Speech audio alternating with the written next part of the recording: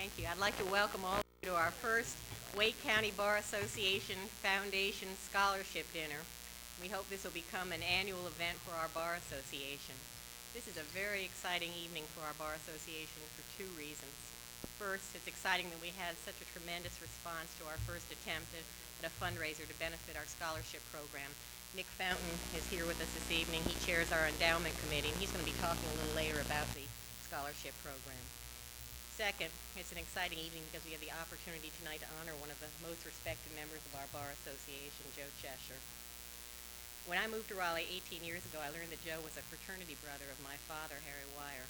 They were his aides together at Chapel Hill.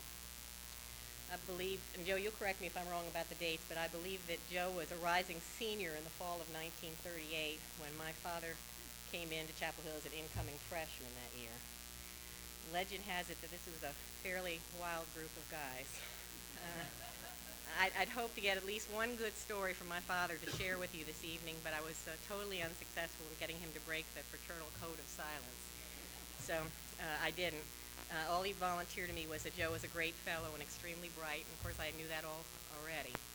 I do understand Joe told me this evening before we started dinner that my father faxed him a letter threatening to reveal some secrets to me, I guess, but he didn't, so I won't.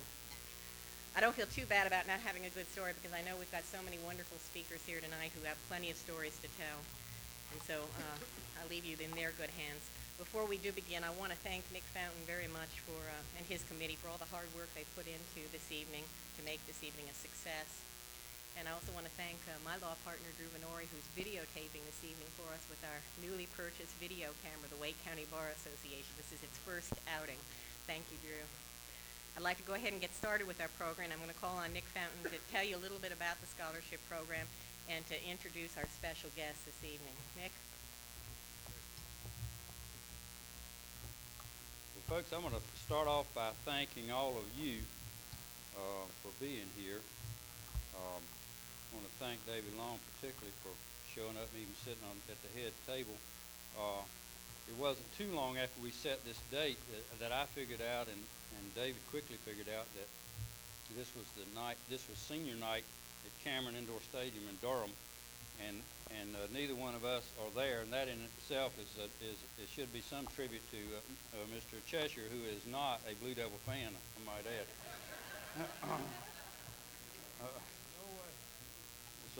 Anyway, David is here and reported to me a moment ago that the Blue Devils are up with 2 minutes to go till halftime.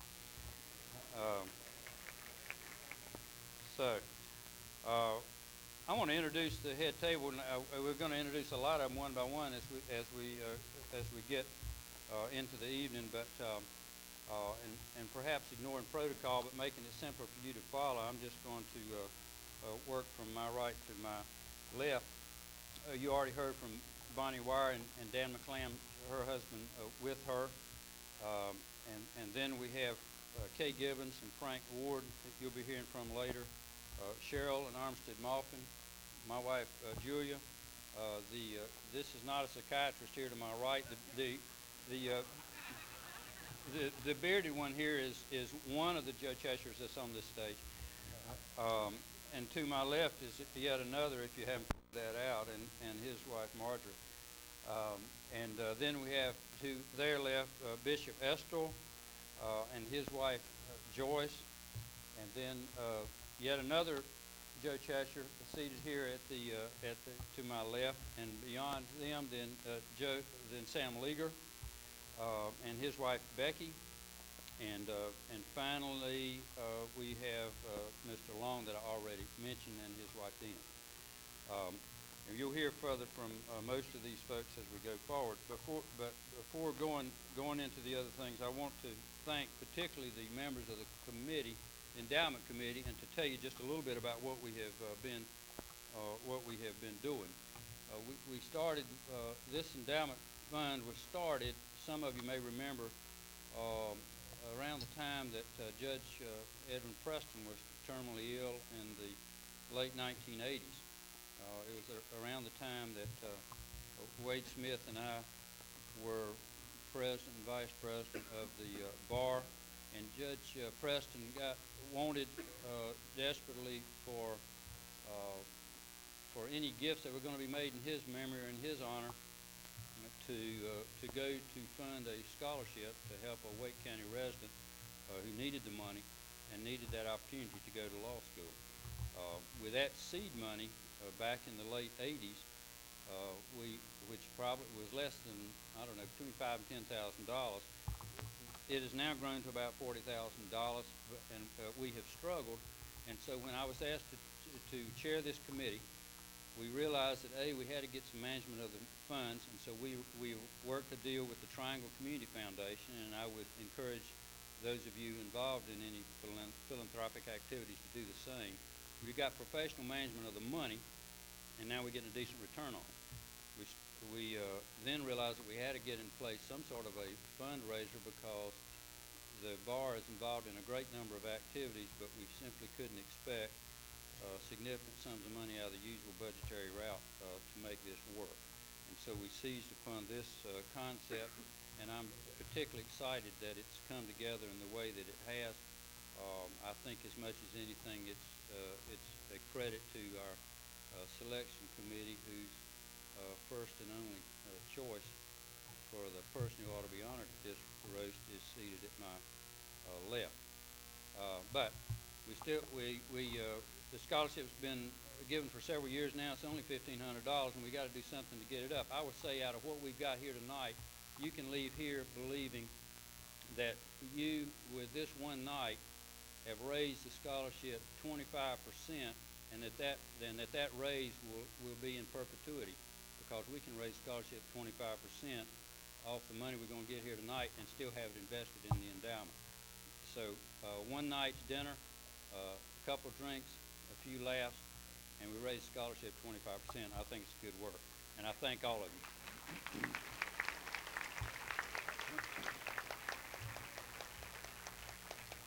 So I would like to thank the people on the committee, and some of them are here and some of them are not. I'm going to call the names in no particular order. And if you're here, if you'll stand up and just stay standing until we get the names out. We put together a pretty decent network from the original people on the committee. We added a lot of others to get people here tonight to be sure the word got out. And I want to call the names of those people because they did more work than I've done. Bob Jenkins, Bain Jones, Kristen Eldridge, Ted Oliver, Brian Beverly. Nancy Weddington is president of what used to be called the Bar Auxiliary and is now called the Friends of the Wake County Bar, and they graciously agreed to co-sponsor this with us, and I want Nancy to stand up. I know she's back there. Dan Clark, Collins Barwick, Sam Southern. Al Purrington chaired our selection committee and has been with us a long time through this effort, and I particularly want to thank Al. Genevieve Sims, Tom Norris. It's pretty obvious from looking at the tables here that Squire Norris made it clear that nobody's getting a paycheck out of that establishment if they didn't show up here tonight. Reggie Watkins from the Attorney General's office, Denise Klein, Brian Collins. Harold Berry headed our ticket committee, did a nice job, and Don McCorkadale. So all of you folks, I thank you very much for all the work you've given to this.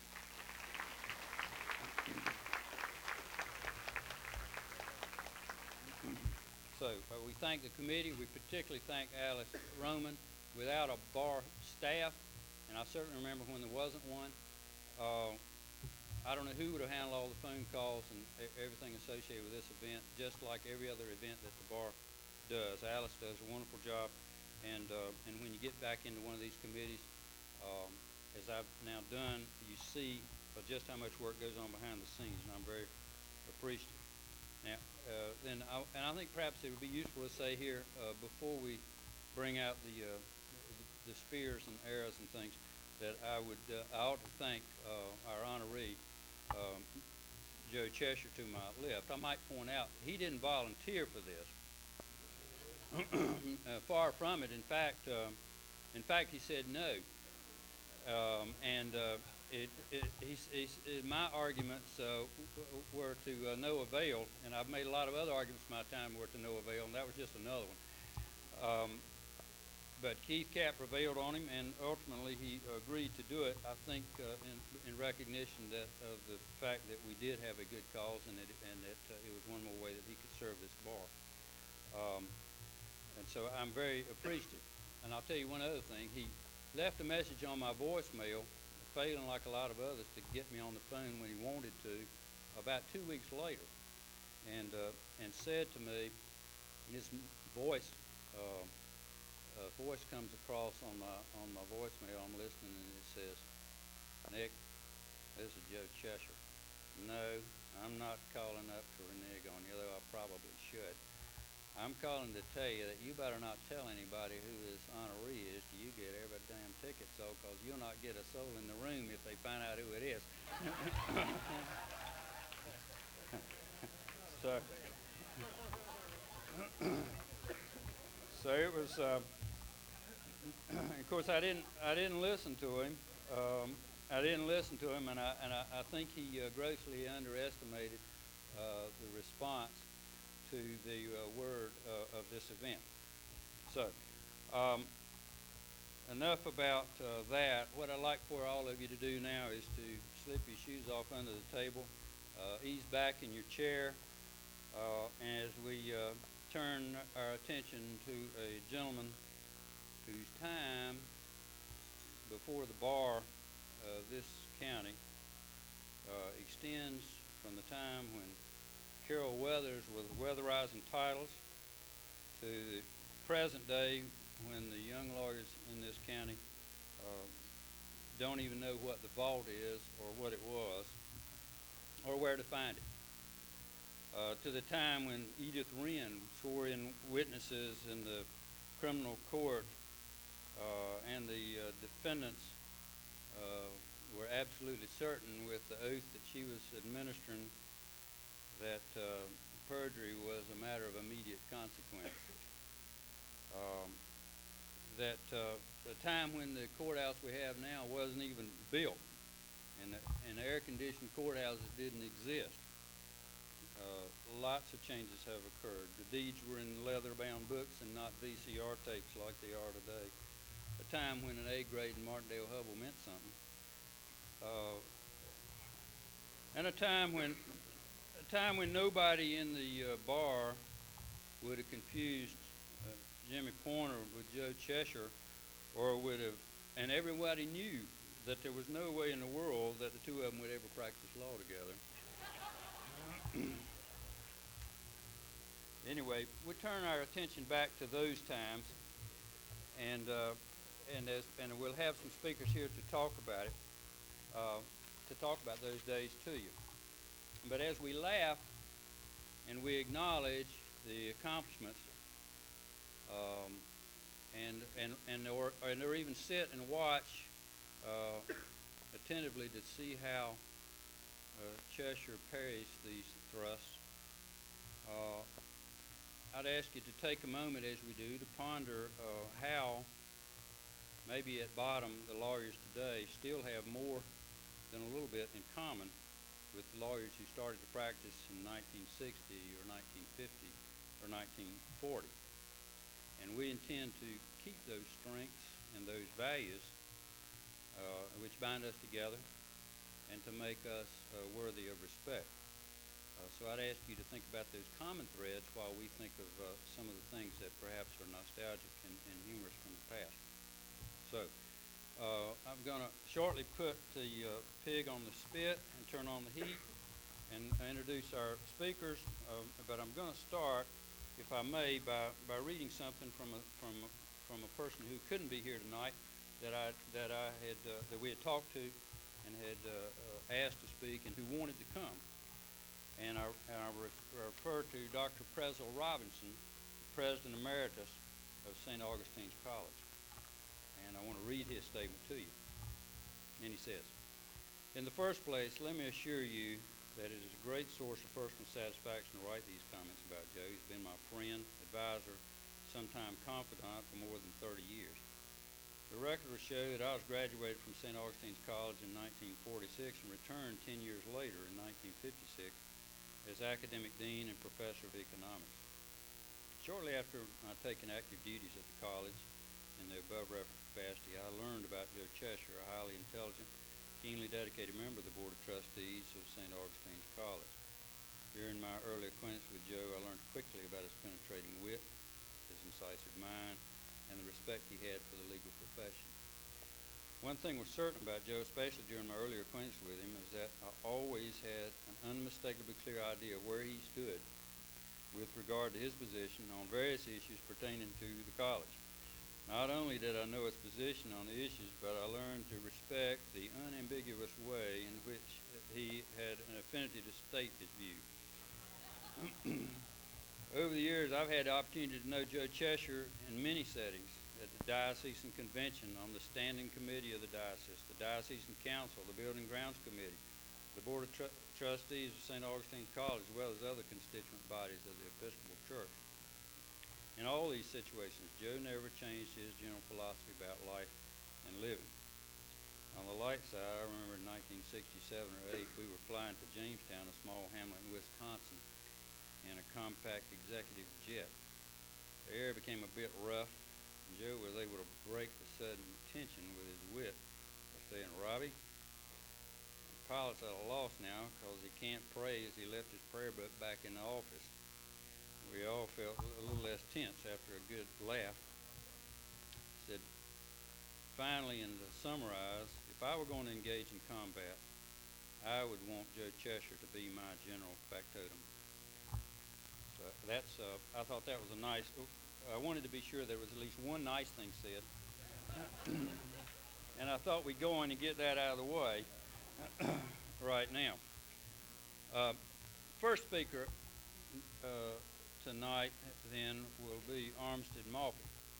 And Armistead, I think, is living proof that you can be in the name of a big Raleigh law firm and not be dead.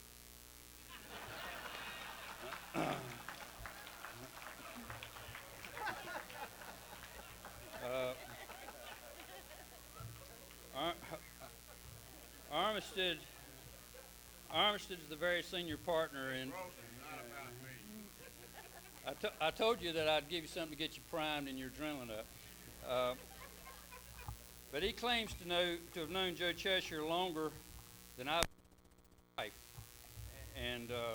and I'll let you judge for yourself.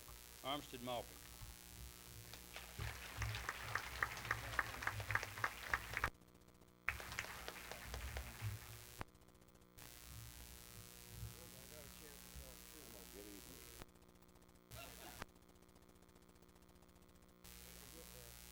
Madam President,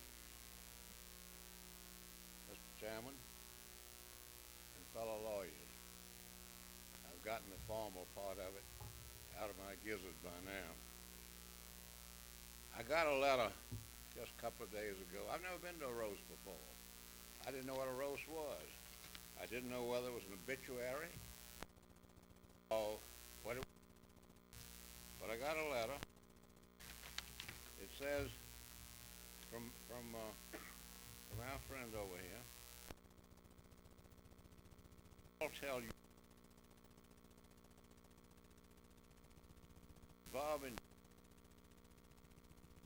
his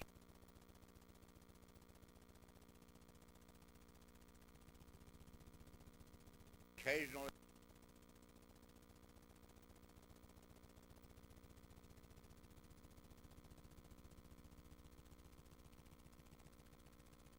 and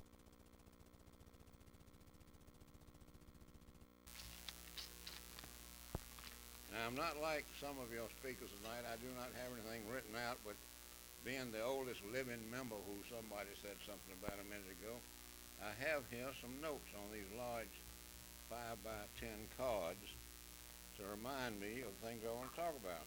I don't need it.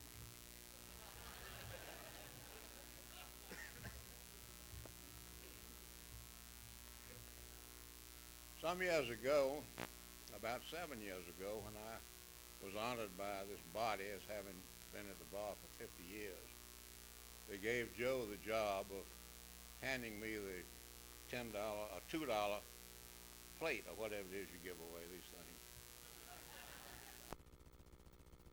simply terrible. He said,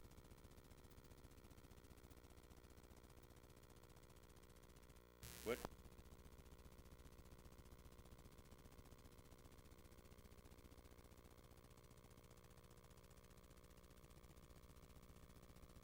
both.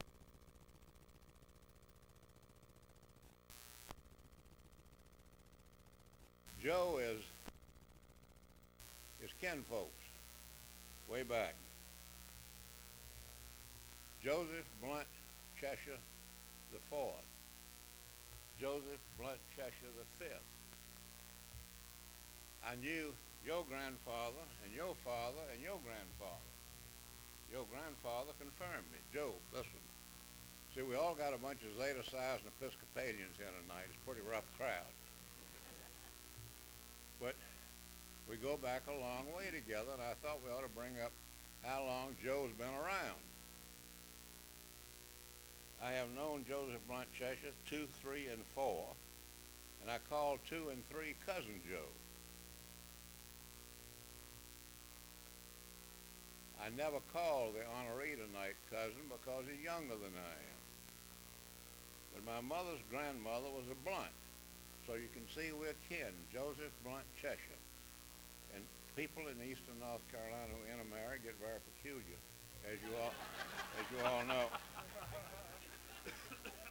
So I'll go back to our Boy Scout days when Joe belonged to the troop I was in. I was a senior patrol leader. He reminded me of this. I'd forgotten about it. I was a senior patrol leader, and I had a very militaristic approach to it. Everybody carried staffs, and we marched around in Christ Church Hall there, and Joe marched, but he was a terrible tenderfoot. He was absolutely awful, and he was considered unruly. From then on, I think one thing that describes Joe and his irascibility, or whatever these things are you all say about him, is that I once had a conversation with a cousin of his named Bill Cheshire. And Bill Cheshire had a falling out with another member of his family. And I said, Bill, what in the hell is going on? He says he's a Cheshire, ain't he? And yeah. Joe, he went to when I was in school, and he was very unruly and strange and all the rest of it. But he belonged to the same fraternity I did, which has gone downhill since Howdy Manning took it over some years ago.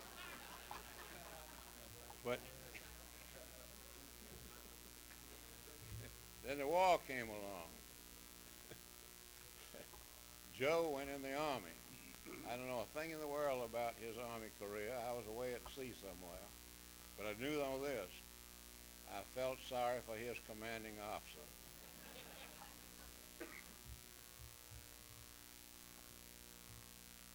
Joe showed some things in life that were smart. And this is the smartest thing right here he ever did in his life.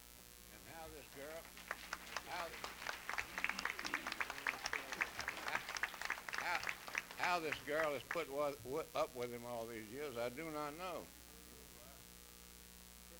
Then he went with Harris, Poe, and Cheshire. Then he went with Harris, Poe, Cheshire, and Leaguer. Then he joined this mega firm, whatever you call these things. It's horrible. I belong to one now. With Frank Sproul and Jim Pointer, two old friends of mine. He also had the opportunity to consult with governors and all these kind of people all the time, and it didn't go to his head at all. Not a bit in the world. Somewhere along the line, Joe was responsible for, partially at least, for bringing to North Carolina, to the Diocese of North Carolina, somebody else who's sitting up here at the table who you'll hear from and who will make a perfectly grand talk. I'm talking about Bishop Estill.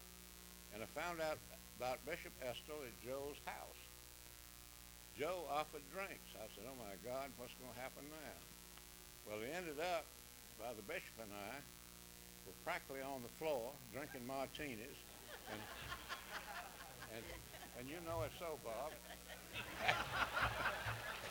having a grand time, so much so that we met the next week and went to the old Sphinx Club, which was down on Hillsborough Street. Wasn't anybody in there with us. And we had another martini there. I found out the bishop, though, this is about Joe and not the bishop. I found out the bishop was a real fellow, though. He's a fox hunter. And he had a saddle in his house, and he still got it. Well, that's about all I've got to say about Joe. He's been an ornament to the bar. He did one thing, though, that sort of concerns me. He doesn't cover his tracks very well. Down in the insurance building where he had offices and I had offices, and an office really at the time, it was hot. And I didn't see this, I was told this. And it must have come from Joe originally. It was a hot Saturday and they didn't have any air conditioning in there. So Joe removed his breeches. He go cool down. And he went out in the corridor for some reason or another. Probably to go down to the head, I don't know. But coming back, the door had closed on him,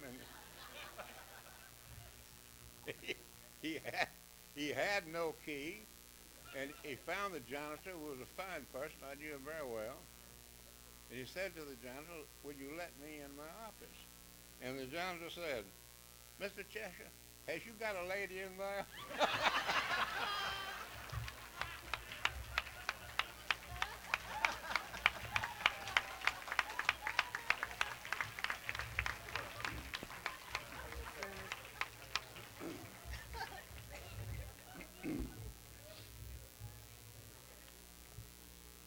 Well, I was sure that story would get told, but I just didn't know who was going to be the one to tell it.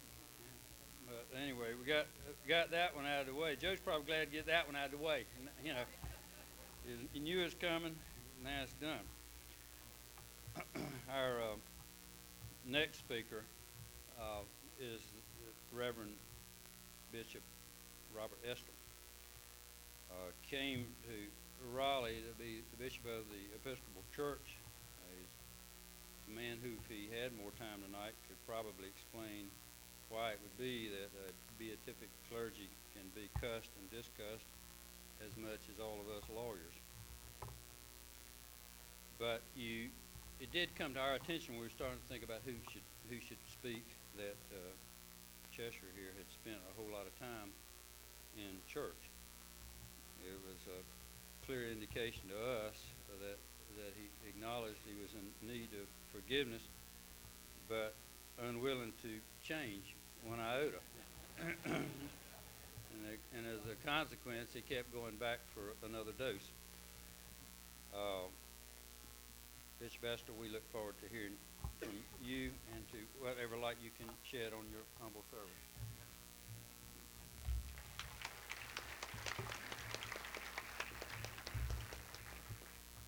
Thank you. I first met Joe Cheshire when I was one of the nominees for Bishop of North Carolina in 1979. We came to Raleigh after they had reduced the number of nominees to 5, and Marge and Joe had us to dinner at their home. We sat around in a circle, somewhat self-consciously trying to sip a drink when we probably would have chug-a-lugged several in our nervous state.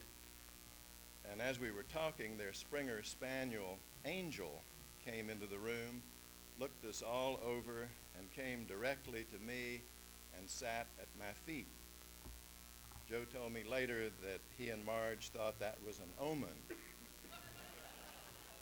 I didn't tell him until later, after I was consecrated, that I grew up with Springer Spaniels and I knew all their sweet spots, and I'd worked Angel over out in the kitchen before we went in. As you've also heard, I had an early experience in Joe's house which almost sent me back to Texas. This time it was no Angel, it was Armstead Maupin. it was almost the first dinner party that I had attended after becoming bishop, and Armstead came up to me in his gentle, sweet way that you all know, and I thought you'd laugh at that, and said, "You and I can't possibly have anything in common. I hate the prayer book, the new prayer book. I'm not for women's ordination, and I hear you're very liberal." Well, Joe had told me about Armstead, so I said, "Well, I know one thing we have in common. I can't imagine what that could be," he said. "It's fox hunting," I replied. I was for nearly 10 years a member of the Iroquois Hunt Club in Lexington, Kentucky, where I grew up. And that was the beginning of a friendship that I value very greatly, and Armstead later gave me a cross that was made of horseshoe nails, which he had bought while hunting in England. I treasure it, and it means a great deal to me, even after the slander that he has given tonight. I took great pleasure in nominating Joe as the chancellor of the diocese when I became bishop. He followed one of the most distinguished chancellors that we've had, the late Alfred Purrington, and has certainly distinguished himself. The chancellor, and this is a canonical description, a person learned in the law, is, quote, "to advise regarding any questions of law which might arise in the administration of diocesan affairs." Right after he had become chancellor, I called Joe about something, and when he came to the phone, I said, "Joseph, this is Bob Estel." "Bishop," he replied, "please call me Joe. My mother always called me Joseph when she was mad at me, and I don't like that, so from then on it was Joe. And as an aside, he always called me Bishop until, at least to my face, until I retired. Joe has a long relationship with the Episcopal Church, and one can only say about him, though, that he is the grandson of a bishop. Unlike my son and his father, who could say I'm an SOB, a son of a bishop, I hasten to say, he is only the grandson of a bishop. Those of us who know Joe know that he inherited his grandfather's forthrightness. At my first convention of the diocese with 500 delegates, clergy sitting out front, he served as parliamentarian, and a particularly wordy delegate from Charlotte got the floor and went on, and I turned to Joe, who was sitting next to me, and I asked him what I could do. He didn't even refer to the canons or Robert's Rules of Orders, but quickly said, "Tell him to sit down and shut the hell up." Well, I think that delegate goes to another church now.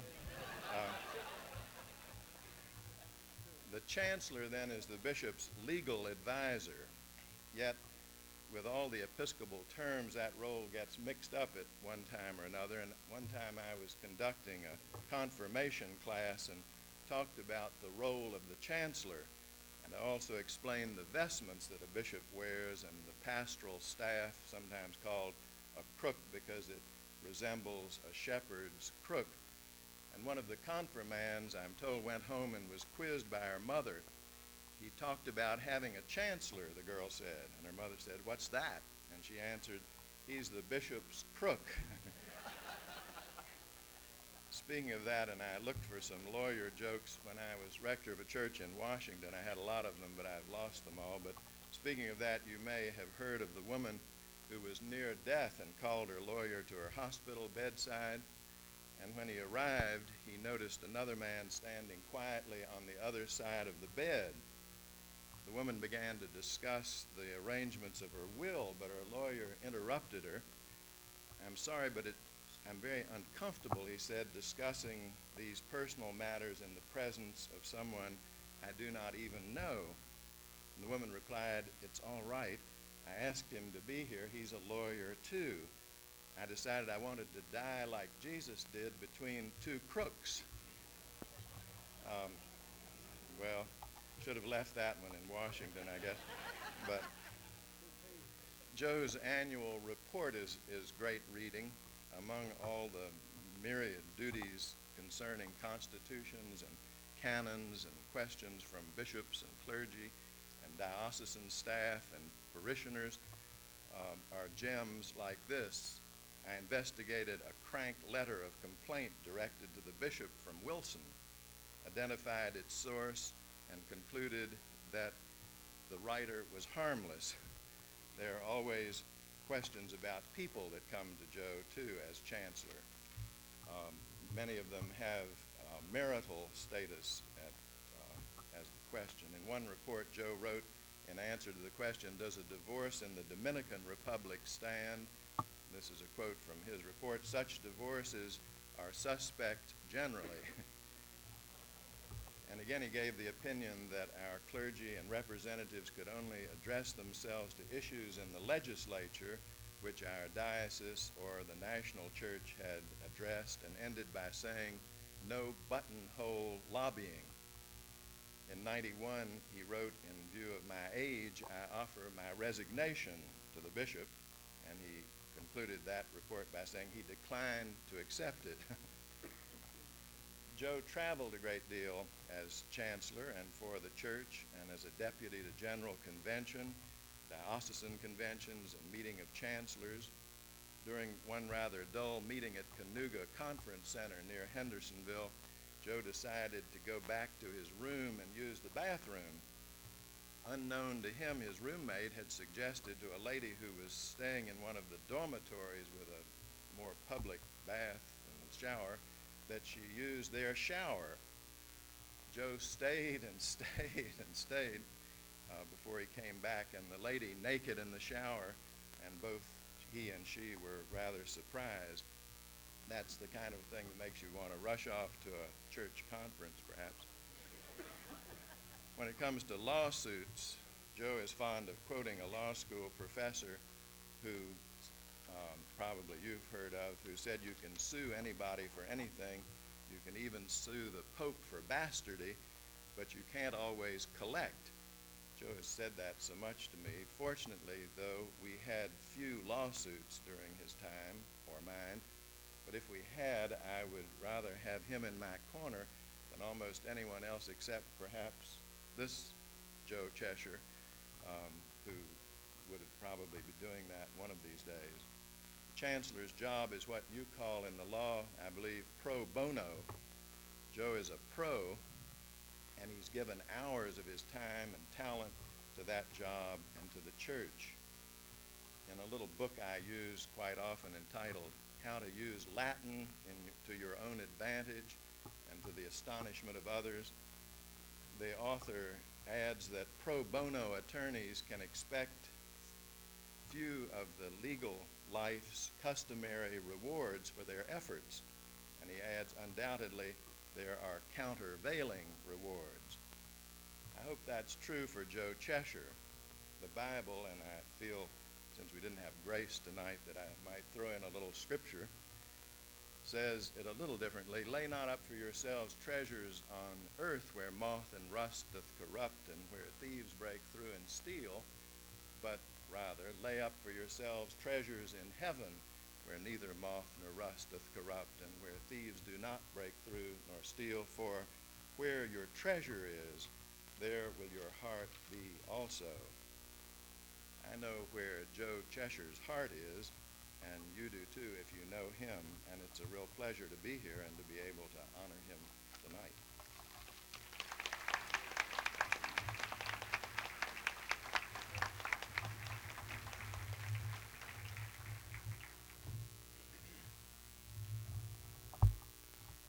I think it's fair to assume that I would have suspected the bishop could say grace better than me, and so I'm glad that he attended to that for us and gave us a moment of serious thought in the process. Our next speaker is Frank Ward. And Frank is a person that I admire greatly because in a world of timesheets and hourly billing and the like, Frank is one who is possessed of the ability to practice law and still have the capacity to write meaningful book reviews. A person whose family actually lived comfortably before Kay Gibbons sold her first book. Frank think will have something erudite and thoughtful to say to us, and have it laced with humor as well, and I look forward to hearing from you, Frank.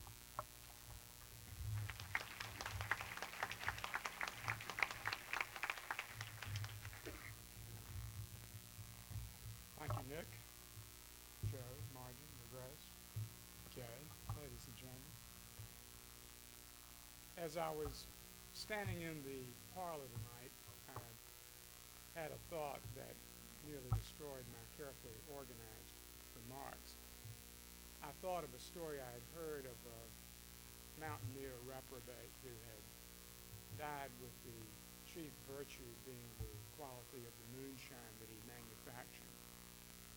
His corrupt body was taken into the church and put in a coffin below the preacher, who proceeded to give an extraordinarily fulsome eulogy about all the non-existent virtues of the dead man, and about halfway through, the non-grieving widow leaned over and said to her son, "Johnny, go see who's in that coffin up there." Joe, it's your turn in the coffin.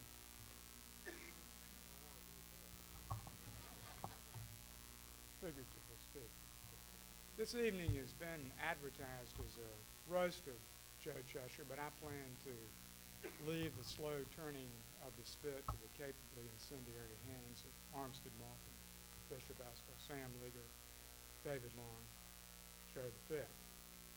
I won't carry more coals to Newcastle or an already roaring bonfire. In any event, I suspect that the whole exercise will be futile. Even after he's done to a turn, Joe will remain the rarest of characters. Curiously, the skewering is the part of the evening that Joe will enjoy the most, or at least tolerate the best. Mock abuse is the same species as the coin of self-depreciation that he employs to diminish himself. So in a sense, to roast Joe Cheshire is to throw Brer Rabbit into the briar patch. But I know how to make Joe Cheshire squirm in earnest. If you doubt me, listen for the next few minutes for the insistent and just barely sotto voce refrain of "Damn if that's so." Samuel Johnson insisted that no man is under oath in lapidary inscriptions. Although I promise to be truthful mostly, I am not here to deliver a eulogy. I come not to bury Joe in spurious obloquy, but to praise him. And paradoxically, it is a tribute rather than a barb that makes Joe wince. I think I can explain the phenomenon. Some years ago at a Mississippi banquet, my wife introduced the writer Eudora Welty by observing that one lady seldom talks about another while she is in the room. As Kay noted, things like that are best done behind her back. I feel something similar to that in talking about Joe Cheshire in his presence, but for entirely different reasons. Joe is characterized by a highly refined sense of propriety that proclaims his Southern and his Anglican origins. Not only is it unseemly to talk about yourself, but it is indecorous to listen to anyone else say anything the least bit nice about you. As the English say, not the done thing, old boy. In fact, at this moment, I think that Joe probably feels like the tarred and feathered scoundrel famously described by Abraham Lincoln. As he was being ridden out of town on a rail, the rascal proclaimed, "If it weren't for the honor of the thing, I'd just as soon have walked." It's my hope that Joe isn't going to walk out tonight. How best to describe Joe Cheshire? I am tempted to recall the explanation that William Faulkner gave in quitting his employment at the post office in Oxford, Mississippi. Faulkner was tired, he said, of being at the beck and call of every son of a bitch for the price of a 2-cent stamp. Like Faulkner, Joe does not suffer fools gladly, even those with the price of admission. As I say, I'm tempted to describe Joe that way, but I won't. Because Joe resists reduction to anecdotage, it's a challenge to analyze him, but I'll attempt the exercise. Although Joe is a man infinitely greater than the sum of his parts, it's nonetheless essential to consider his components. Joe has more avatars than the Hindu deity Vishnu, which is perhaps a strange analogy to invoke for the grandson of a high church bishop. To shift to a metaphor perhaps more appropriate for an Episcopalian, I will say that Joe has all the complexity of a particularly fine vintage, say a 1982 Bordeaux. He is a skillful lawyer, devoted if irreverent churchman, knowledgeable naturalist, candid critic, gifted writer, unadorned gentleman, and unwavering friend. I must also mention two other salient characteristics: his moderation and the prickly skepticism of an original Darwinist. As to the former, he once excoriated me for preparing him a drink that contained too much Jack Daniels and not nearly enough water. As to the latter, perhaps his 19th century temperament explains his scholar's affinity for the works of the historian Francis Parkman and the novelist Anthony Trollope. But that's a story for another night. In addition to his attributes, and in large measure because of them, Joe is the most companionable man I know. Part of his charm lies in his gifts as a conversationalist. Apart from my wife, who incidentally once appropriated him for a novel, I've never known a better storyteller. With characteristic self-dismissal, however, Joe begins each anecdote about his vivid Uncle Jim by apologizing. I probably told you this one. Whether he has or not is always irrelevant. The pleasure of the telling and the hearing is not dimmed but augmented by repetition, like ancestral silver furnished by generations of use. How did Joe become so accomplished a narrator? To steal a line from a favorite book of mine, Joe's life has been talking. As all of you know, he is a stranger both to reticence and self-doubt. Who among you have ever heard him reluctant to express an unequivocal and perfectly outrageous opinion? But those attributes don't adequately or satisfactorily explain Joe's facility with language. I think that Joe talks so well because he knows so much. It was said of John Stuart Mill that he was the last man who knew everything. I think that the observation might have been premature because there seems to be nothing that Joe Cheshire doesn't know. His omniscience recalls the 19th century Oxford Don commemorated in this rhyme. My name is Professor Jowett. Whatever there is, I know it. I'm master of Balliol College, and what I don't know isn't knowledge. Like Sir Francis Bacon, Joe has taken all knowledge as his province, which is not to say that everything he knows is true.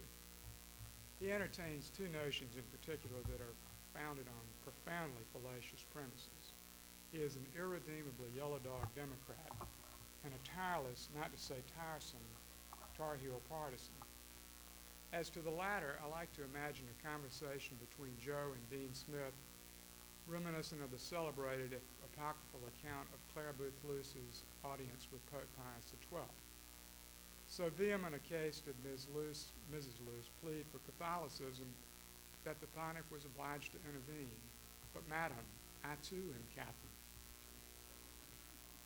Similarly, I can just hear Joe wistfully preaching to the dean's one-man choir of what might have been if only Stackhouse and Wallace hadn't bolted for the NBA.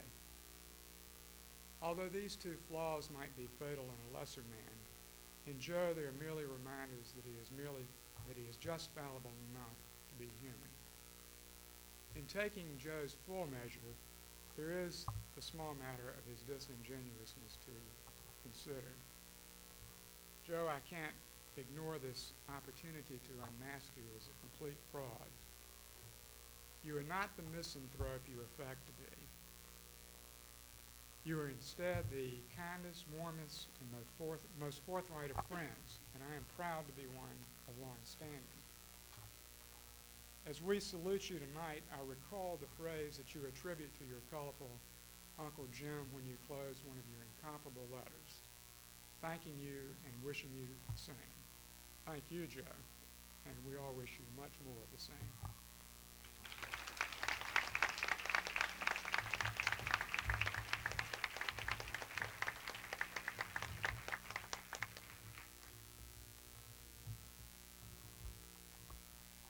Did sounded a little bit like a funeral, didn't it?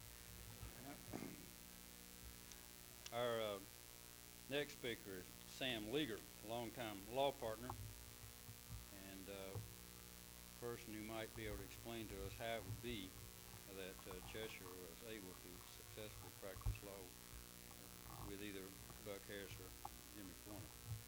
Sam Leager.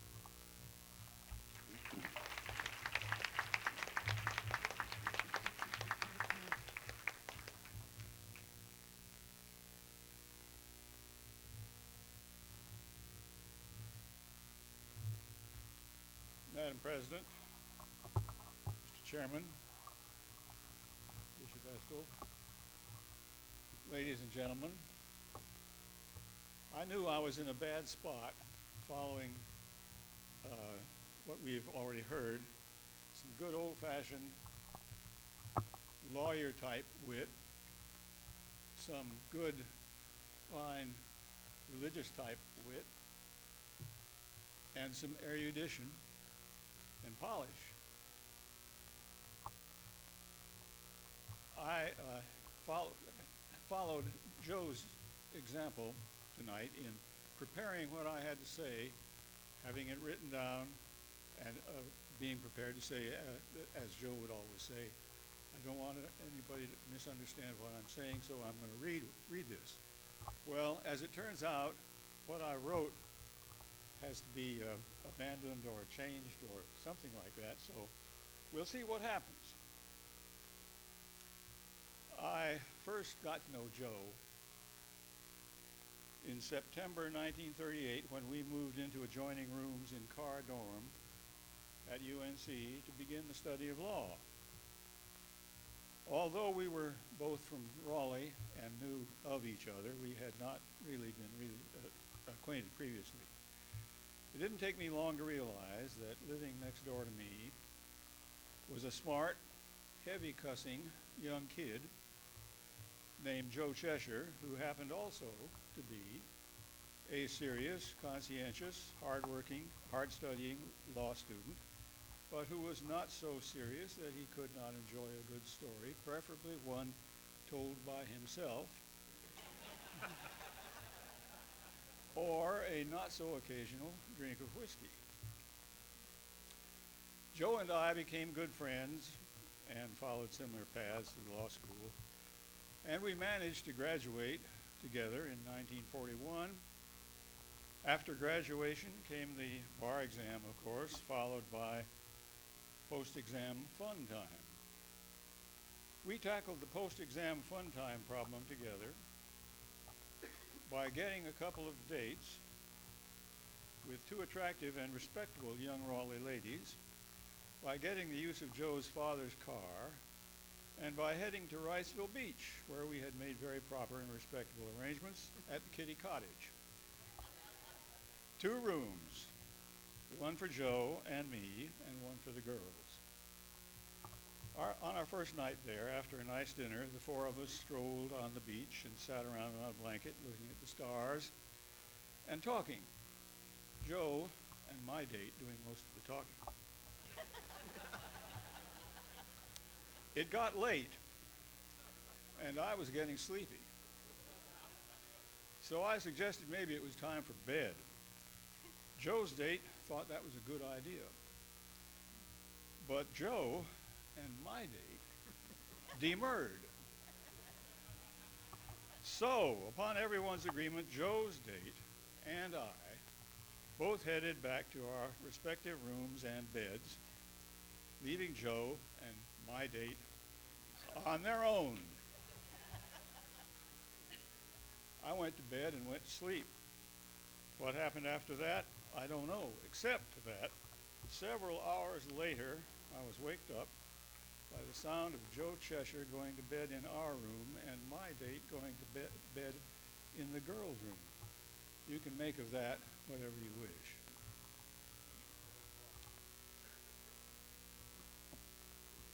After the war, Joe and his wife Marjorie, whom he met in Nashville, where he was stationed, and whom he married in 1946, returned to Raleigh for Joe to start making his mark in the legal world. This was not difficult for Joe because he was practicing with his father, whose practice was well established and whose name was well known. He also had his father's characteristic of complete honesty and integrity. This is a trait, as you know, he still has. Some might say to excess, particularly honesty coupled with forthrightness. As in his response to Mary Jocelyn one time, when she asked him a few years ago if he and Margie would like to go with the Jocelyns and the Blanchards and the Leaguers on a one-week canal trip in southern France. His response went something like this: "Hell no, I'd rather be dead than cooped up with you all on that boat for a week. Huh."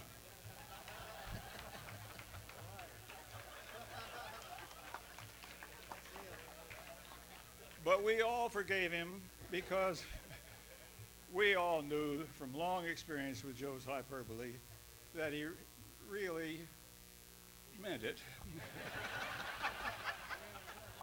And he didn't want there to be any doubt about his position.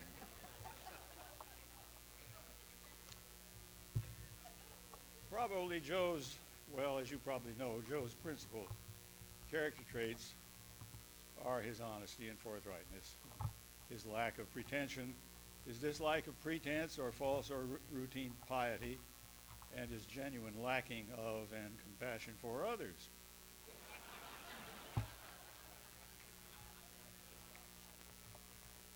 His sometimes brutal frankness can be infuriating. I speak from experience. But his friends know that he does not mean to hurt anyone. He just believes, I think, that it's better for everyone to know the truth as he sees it than to stumble on in continued ignorance.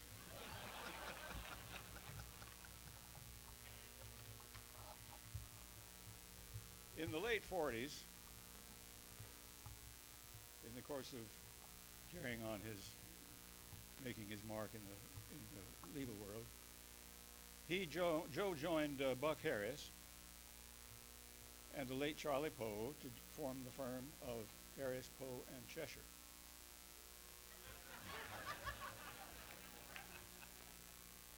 Buck denies that happened, but it's true nevertheless. In 1968, Harris, Poe, and Cheshire invited me to join them, which I did with alacrity. And Charlie Poe later retired. Sam Southern became a partner, and in 1987, the firm of Harris, Cheshire, Leaguer, and Southern merged with Pointer and Spruill. A little firm made a great big firm just a little bit bigger.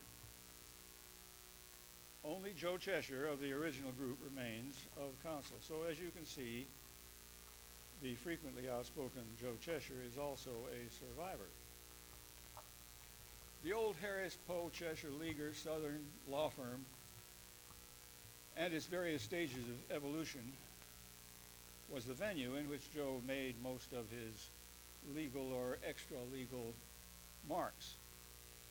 It was a congenial and collegial group which really enjoyed practicing law together, going together to the Hudson Belt cafeteria for lunch, where Joe always got 2 vegetables, regaled us with stories, frequently the same ones,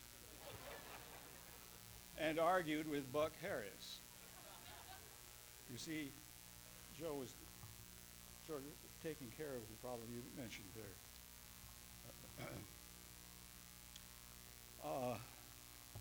We also had an occasional birthday pizza in the library, and Joe would usually disparage the choice of pizza. But he would eat with gusto every piece he was offered, and then some. As he says, it was free. On one of those visits to the Hudson Belt cafeteria, Sam Southern, knowing that we were short of sugar for coffee at the office, took several sugar envelopes and stuffed them in his pockets. I've got the floor, Sam. Stuffed them in his pockets as we were leaving, to be used for coughing at the office. Cheshire, spotting this minor pilferage, said, "Sam, while you're at it, why don't you take some salt and pepper too, as well as a few napkins, the flowers, and the silverware? Enough for at least one meal. I'm sure Carl Hudson wouldn't care." Sam got the message. Joe kept our office canteen 100% honest, and Sam abandoned his criminal career.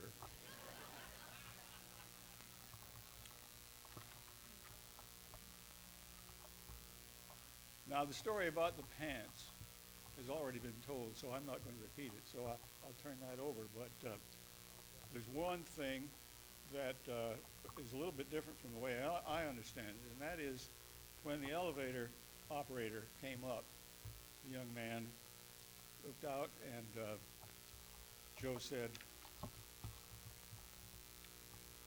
"I don't want to hear one damn word from you, Luther. Just give me your key and let me get in my office."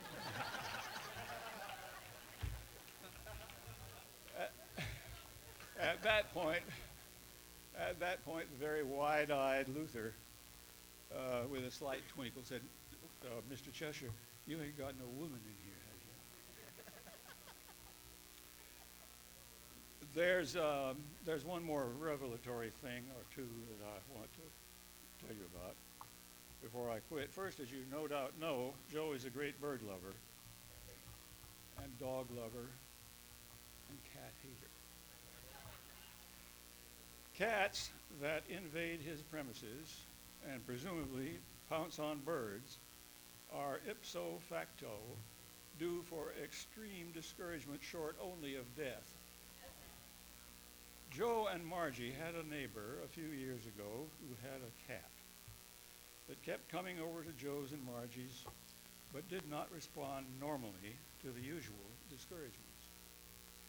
Joe decided to take stronger measures, to wit, a shotgun loaded with mustard seed aimed at the tail end of the cat as it cleared the fence between the Cheshires and their neighbors. On the cat's next visit, Joe's aim and timing were perfect. Cat screamed, fell to ground. Cheshire left the scene for the safety of home. Neighbor came out to rescue Cat. In about 2 minutes, Cheshire telephone rang. Screaming woman on other end of line cried, "Mr. Cheshire, you have killed our cat." Cheshire, with trepidation, says, "I'll be right over." What he found, Joe says, what an embellishment. The great embellisher. What he finds when he gets there is a family sobbing and moaning and a cat stretched out on a kitchen table, not moving a muscle and looking very droopy. Cheshire, wishing to alleviate the family's suffering, but not the cat's, and also being aware of potential legal implications, suggests taking cat and family to a veterinarian. Family quickly agrees, so off they go, Cheshire, cat, and upset family in Cheshire's car. Vet looks at cat, announces, "Nothing wrong with that cat. He's just scared to death. Take him home and give him some milk and this medicine." Cheshire pays vet and takes cat and family home, but cat survived, and so did Cheshire. The family never forgot, and the cat has resumed its visits, but much more cautiously.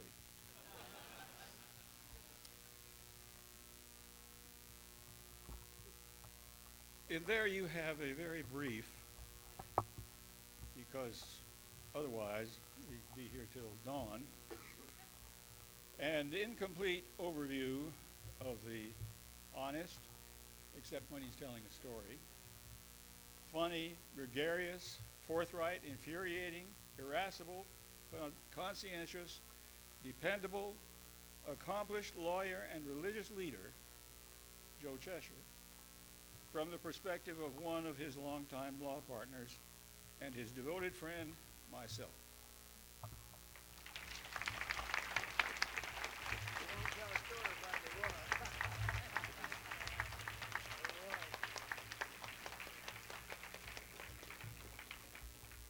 recitation of traits didn't sound all that much like the Boy Scout law I learned. Our next speaker is Joe Cheshire, the middle, I guess that would be. And I guess I should say that it's my view that in most families, they eventually run out of sons or talent. And this one's hanging by a thread, as you can observe when you hear the comments of our next speaker.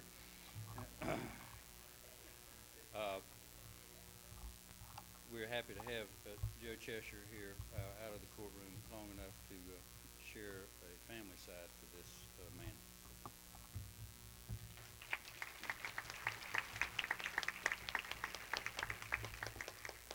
I want to thank you all of you for coming.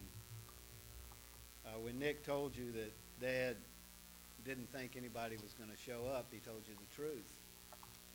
He called me and told me he didn't think there'd be more than 10 or 15 people there, and he'd be really embarrassed.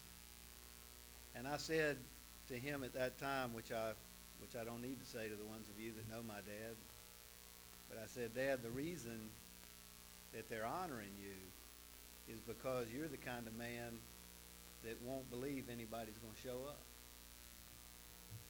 And that's the truth. I will say, however, that it's been hell being his son.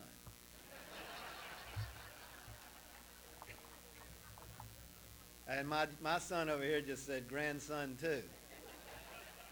And he's right, because all of these traits that you have heard about him, when they're translated down into the family, let me tell you, they're tough. My mama, who really probably should be the one being honored here, and who is, by the way, and would have to be the most gentle, kind, sweet, loving woman that ever walked the face of the earth. And that is true, by the way, without question. But it is proven by the fact that she has been able to live with my father for all these years and still be sweet and lovable. Talks to herself a little bit now every now and then.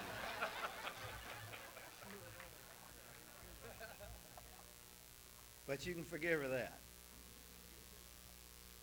I told all the members of my firm who I love to death, and it took me 24 years to get it right, but I finally got it right with a law firm, that I was probably more nervous this night than in any of the 27 first-degree murder arguments that I've made in my 24 years as being a lawyer. I don't know how many men or women have had a chance to get up and talk about their parent while they're alive. That may sound maudlin. We're not supposed to be that way. But it's a frightening thing to do. A lot of things go through your mind, some of them good, some of them bad, and you really don't know what to say. You know you're going to say you love them. You know you're going to say they're great, but you really don't know what to say. And they've been with me all day today while I've wandered around trying to figure out what to say about my father. And they're probably tired of that. I'm going to tell you a few stories about him, and then I'm going to tell you a little bit about what it's like to have been his son, and then I'm going to tell you from someone who really knows who my daddy is. Because nobody other than me and my mama really know who my daddy is. I have a lot of memories about my father, and I could go forever in talking about them, but I want to talk about 4 or 5. My favorite memory is being picked up at my grandfather's and grandmama's house over on Ambleside Drive, late in the evening when I'd go spend the night over there. I'm an only child. I don't think the Lord would let any other kid.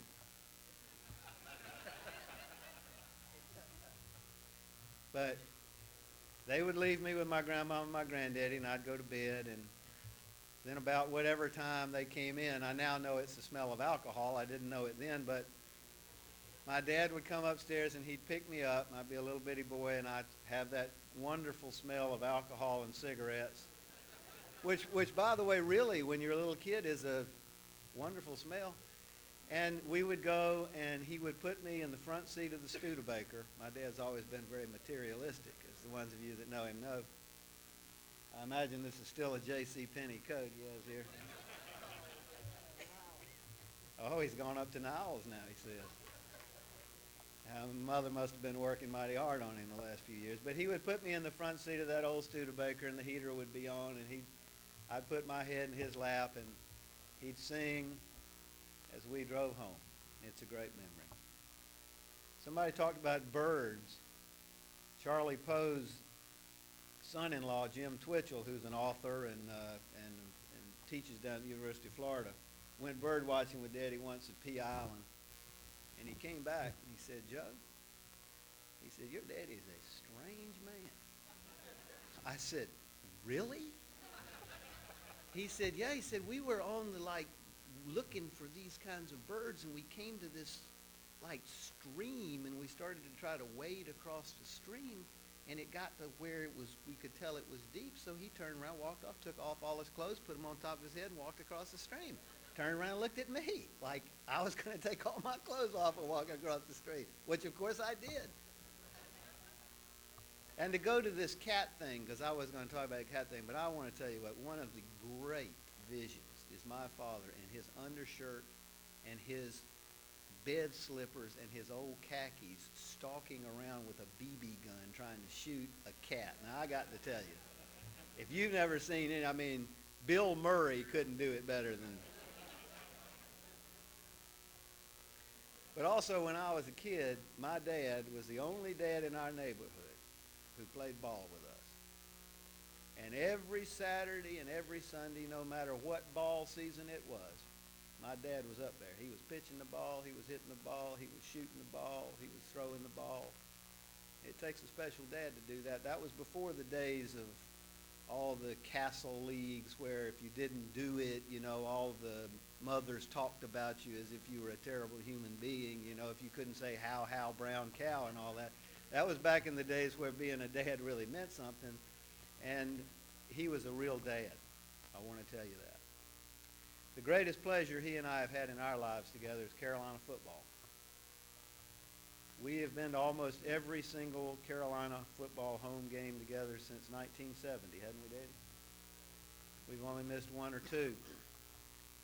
And whether we're playing William and Mary, Notre Dame, or Leroy Martin Junior High School, it's always the same refrain. We're going to get the hell beat out of us, son. We're going to get the hell beat out of us. We're just going to get killed. I can't stand this. I don't know why I go over there. We'll be ahead 42-0. It'll be a minute and a half left in the game. We've got the ball. First down. I'll turn over to him. I'll say, Dad, now, you think we maybe can? No, I still think we've got to get through this. We got to get a first down. But I'll tell you the kind of fan he is. He and I were standing in the upper deck in Kenan Stadium one afternoon watching Carolina play Virginia. On the visitor side, we've always sat over there. And we counted on the home side 242 people. It was raining, it was about 31 degrees, and we were surrounded by drunk Virginia fans when we watched Ricky Wrongway Lanier score a touchdown to make it Virginia 42, Carolina 14. But we were still there. And that's the kind of man he is. He's loyal. And I'll tell you a few other kind of things about him as a man and as a father. I came home, I was a very good tennis player when I was a kid, although I broke a lot of rackets. And had a very bad temper for the ones of you that know. And he put up with a lot of embarrassment with me. But I came home one summer thinking I was going to do like I've always done and be a good country club Episcopalian and go play tennis. And I found the next morning at 4:30 I was getting up going to Fuquay Arena cutting down trees as a surveyor's assistant for Waverly Fitzhugh IV, who was not like Joseph Blunt Johnson V, if you know what I mean. He was like Waverly Fitzhugh IV, boy, and you better get that thing cut down or I'll beat your butt. And when I came home with ticks all over my body, I said, Daddy, I mean, I'm Joseph Blunt Cheshire V. I didn't go out in the woods and get ticks all over my body. He said, Maybe you'll remember that next semester when you have those C's and D's on your report card.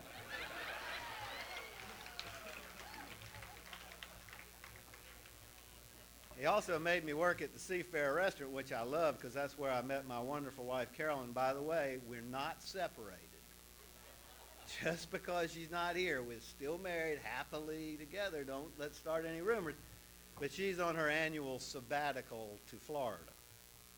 But she would want to be here. But he made me work at the Seafair restaurant. And you know, when you work as a waiter, by the way, if you've never worked as a waiter, make your children work as a waiter. That's a lousy job, boy. That's a hard job. Let me tell you what. And back then, they didn't pay you. They didn't have to pay your salary, so you only got tips. Well, nobody pays taxes on their tips. Nobody pays taxes on their tips. Well, I know one person who did. Because I'm like bringing home, I'm bringing home $100 here tonight. He'd go, You putting that in the bank? I'd go, yes, sir. Don't forget to declare it. I go, Dad, it's $100. I'm just like 18 years old. All these other guys are making all this, putting it in. Well, they may be putting it in their pocket, but you're not going to put it in yours. Sam, you know what I mean? Yeah, you got that? And so like everybody else made $3,400 in the summer. I made like $1,800 in the summer. And you think let me tell you one thing. You think he handed out money to his kid? Most every penny my dad's got is either gone to buy a little pair of pants at J.C. Penney or he still got it, I'll tell you that.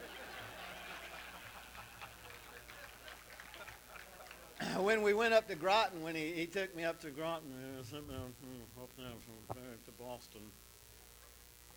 It was really interesting because we pulled into the Circle and we parked behind a Bentley and a Rolls came up behind us. And I don't know whether we were more confused about what they were driving or whether they were more confused about what a blue over white Studebaker station wagon was. But Daddy's reaction to all that was, they'll get over it. The one thing that nobody's mentioned about my daddy is the great love of his life next to my mom and me and his church and his law practice was tennis. And there were members of this bar. He refers to Jim Dorsett, who's here, as Sweet Boy, but he probably wouldn't like me to have said that. And John Culbertson, and particularly Judge Dupree, who played tennis with my dad forever. They had a little place called the Royster Tennis Stadium back before there were fancy country clubs and stuff in Raleigh. And they had the best time together. But I remember one day they came off, Judge Dupree and my daddy particularly had quite a time playing against each other. They were very competitive. But they'd had this great match, and they came off one day, and Judge Dupree said, this is the best time. I could play like this forever. And Daddy looked over at him and said, if you don't get some lessons, you will, too. But more than anything that I know of that is praise for my father is in 24 years of practicing law, I have been a very fortunate man. I've actually tried jury cases in 62 of the 100 counties in North Carolina. And I have been, I think maybe I've tried more cases than most judges have been in counties, but I've had a chance to go into a lot of clerk's offices and a lot of registered deeds offices. And everywhere in the middle North Carolina, everywhere, every courthouse I have ever been in, the minute the people find out I'm in there, the clerks and the people from the registered deeds office come up to me and say, are you Joe Cheshire's boy? And I say, yes, ma'am. And they'll say, your daddy's the finest lawyer and the finest man I have ever met. And I'm telling you, that's the truth.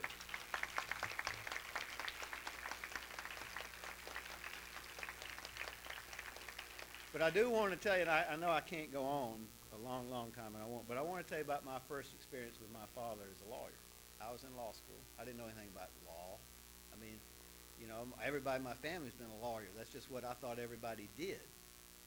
Actually, I told my wife on our honeymoon that I wanted to be a history teacher. She said I didn't marry a history teacher. turned out she and my dad were right about that. But anyway, he of course, never conceived of the fact that I would be the criminal lawyer. So he wanted to show me what closing real estate loans were like. So he was going to close a real estate loan one day, and I went down there with him, and he started closing loans, and Frank Liggett made me close them for about 6 years. I still to this day, honor bright, don't have a clue what a closing statement is, but I got through a bunch of them, thanks to Patsy Hudmore. But anyway, we went down, and we're going through this closing statement. Daddy's got the couple on the other side, and he's going, explaining to him what the closing statement is and what the documents are, and he gets to the deed of trust. And all of y'all that do real estate know it's a form deed of trust, so it's the same for everybody, but it's got all this language in it. This guy starts asking questions like, what does this paragraph number 1 mean? Daddy very patiently, how about this paragraph number 2? This guy did this for like 20 minutes, and I know my daddy. I could see it starting to come. And it was like he had a tennis game, and this was like stupid. He was going to make $75 on this close. It was a form that finally he looked at this guy and he said, buddy, do you want this house? And the guy said, yeah, and he said, sign the damn line, will you? I said, hey, I can do this.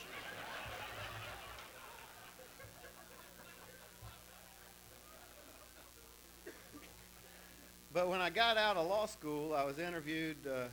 Robert McMillan offered me a job, which I have always to this day considered one of the greatest honors I was ever given. And Dad counseled me and I think it was good counseling to see, because criminal law is an addiction for the ones of you that don't do it. And if you don't try to see if there's another life, you'll never know. And when you become a criminal lawyer, then it's hard to be anything else because everybody thinks that you're strange. And they're generally right. And his firm offered me a job. And I wanted to work there because I wanted to be with my dad. Because to tell you the truth, to this day, in this moment, in this millisecond, I have lived my life to try to please my father. And I wanted to work there. And my dad said, son, if you come work with me, which I would love for you to do more than anything in the world, nobody will ever know, including you, whether you could have been a really good lawyer. And so I don't want you to come here. That's the kind of man my dad is. But my dad's also, and I've coped with this for several days, how to get through this meeting with a bishop up here and not saying the word goddamn. Because, like, that's what my dad says. There are people who talk, and you hear them in radio interviews, they go, I did, the best I, could. Well, Dad goes, well, God damn it, I did the goddamn best I goddamn could. And so I just decided I couldn't help it. And I hearken back to this, and I don't know if Bishop Estill will remember this, or even if he was the bishop that was involved in this, but Daddy and I were watching the Carolina Duke basketball game one day. Now, let me tell you something. You talk about being pessimistic and paranoid in football. Well, he and I are both that way in basketball, and nobody will watch a game with us but each other. We most of the time scream and yell at each other about being pessimistic. But anyway, it was a particularly heated game, and the phone rang. I said, Daddy, get the phone, will you? I'm not getting the goddamn phone. The game's on. Phone rings, it stops. A few minutes later, it rings again. I said, Daddy, get the phone, will you, please? Okay, he picks it up and said, hello? God damn it, Bishop, don't you know the Duke-Carolina game is on? Well, it can wait. You should be praying for the right result. Well, I'll call you back when it's over. I said, he came back in. I said, oh, my God, Daddy, you just didn't say goddamn to the bishop during the middle of the Carolina Duke game, did you?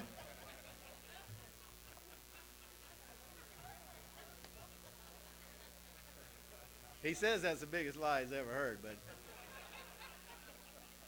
my other favorite church story about Daddy is I used to sing in the choir with him at the Good Shepherd, which was an interesting experience because you either were going to have to scurry around and help him find his shoes when the sermon was over, or you were going to have to keep punching him to keep the snores from waking up everybody else. But one day, I can't remember which preacher it was, but he was giving a sermon, and he got to one point in it, and he said, "And what else could I say about this topic?" And Daddy said in one of his stage whispers, "How about amen?"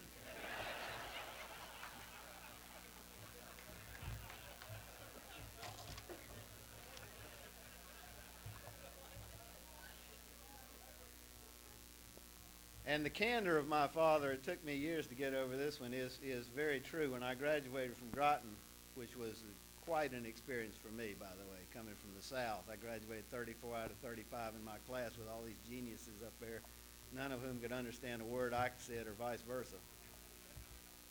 Dad walked through the line and stuck his hand out and said, "Son, congratulations. I never thought you could do it."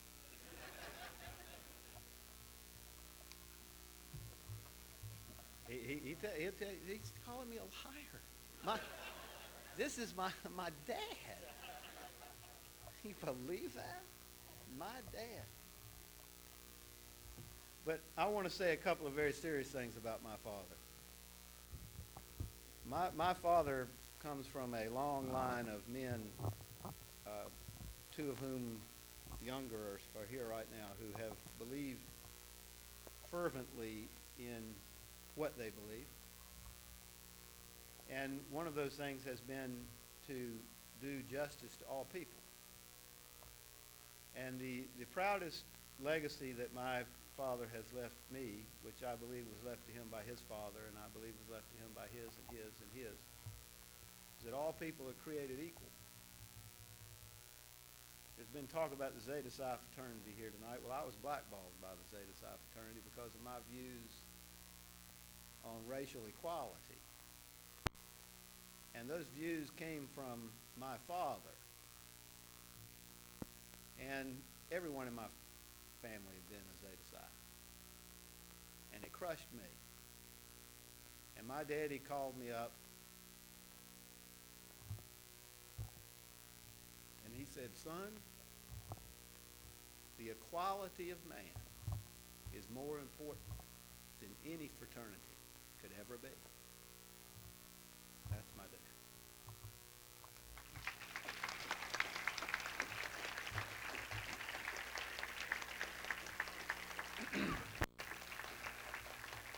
I'm just about through. I've just got a few more things I want to say about him. I'll try not to cry.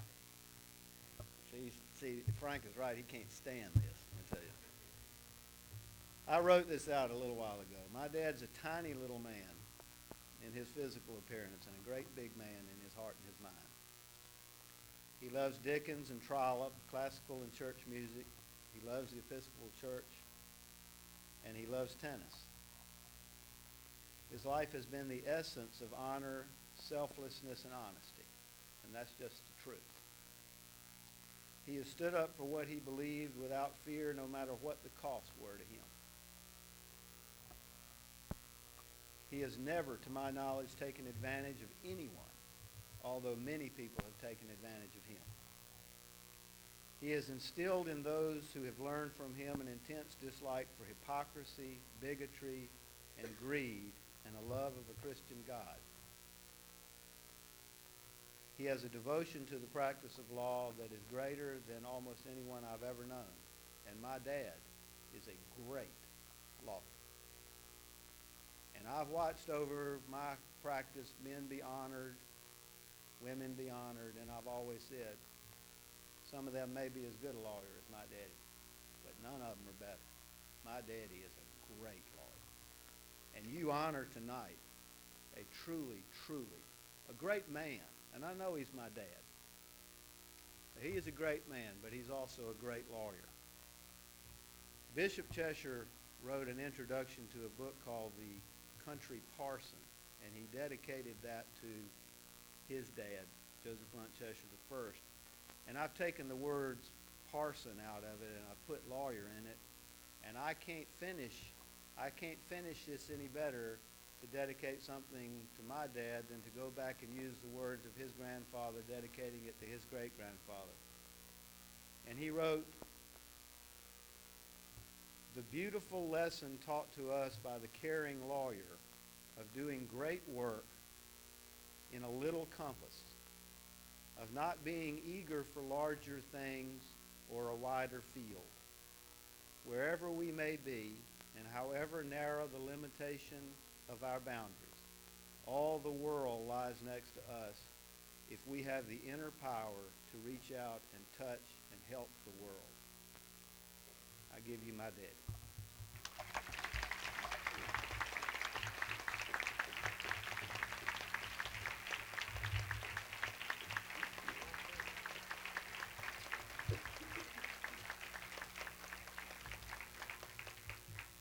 And I would say to you, to the rest of you, that one of your objectives should be to honor the older lawyers and your father, and to recognize the younger lawyers and your sons in the way that these two recognize each other. I think you can see that, and I think those are some of the values and some of the continuity that we would hope to share within this bar. It's growing late, and I would have thought it useful and appropriate to invite volunteers out of the audience, but in view of the hour and in fairness to the person who's had to endure all of this, I'm going to turn at this point and give our honoree his chance at a rebuttal. But before doing so, I'd ask you to join with me in a round of applause for the person seated to my left who would have this many people say this many nice things about him.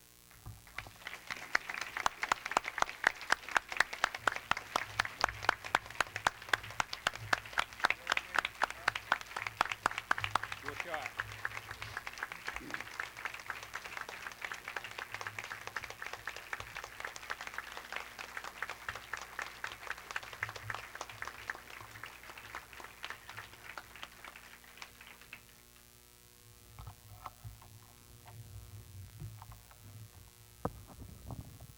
Well, I can't walk worth a damn, and I can't see worth a damn, but I certainly can appreciate the nice things that Joe said about me.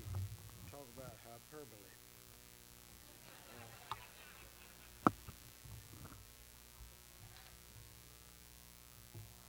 I thank all of you who have talked tonight, and all of you who did not talk.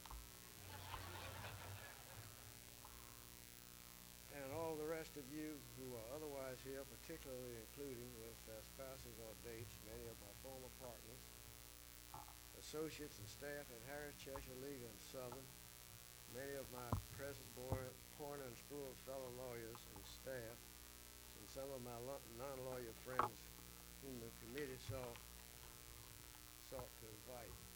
Particularly since it is alleged that this event was devised to honor me, and I'm going to respond for a short while about me and my family. At least I was going to, but I don't think I'm going to do it now because I think enough has been said about it, and it's too late anyway. I'll talk a little bit about law school, about me going to school. My grammar school was Wiley School here in Raleigh. One day, one of my classmates came home and told his mother that Joe Cheshire is the smartest boy in our class. When his mother expressed some doubt about this and asked him why he thought so, he responded, "I know he is because he told me so himself." Well, while I do not remember saying it, I certainly am not going to dispute that early perception of me or question its future validity. I'm only surprised it took so long for everybody else, including you all, to find it out. Well, I knew it all the time.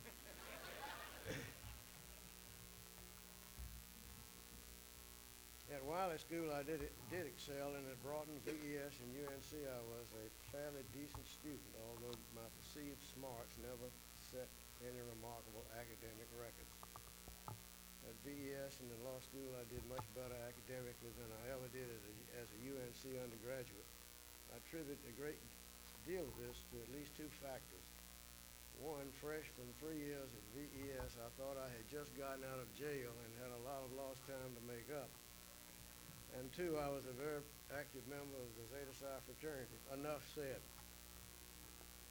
At any rate, in law school, I was on the law review and wrote 6 notes for it. Was a first-year class officer, a member of the Philadelphia Phi, and even survived rooming in car dormitory with Sandy Graham my first year and with my good Republican friend Claude Wheatley of Beaufort my last 2 years. Those of you who probably know Claude will understand why I don't have time to enlighten you on the adventures involved in being his roommate, however interesting that experience was. Our 1941 law class included, other than myself, 4 Raleigh lawyers, all of whom are still living. Sam Leaguer, who was here, Hugh Bailey was here. I'm not sure whether he still is or not. Jim Dorsett and Vaughn Windman. I heard just the other day that Vaughn is in the hospital and doing very badly. I'm sorry. I believe that ours was the largest law school graduating class in the university's history up to that time. We were a congenial group. If you had lined up all of us on graduation day and chosen the 2 members least likely ever to become judges, you would probably have picked the only 2 who ever were, Hugh Bailey and Hal Walker of Ashburn. Well, I don't want to go on and on with that. My law practice was what Joe talked about, but I want to talk a little bit about my roasters.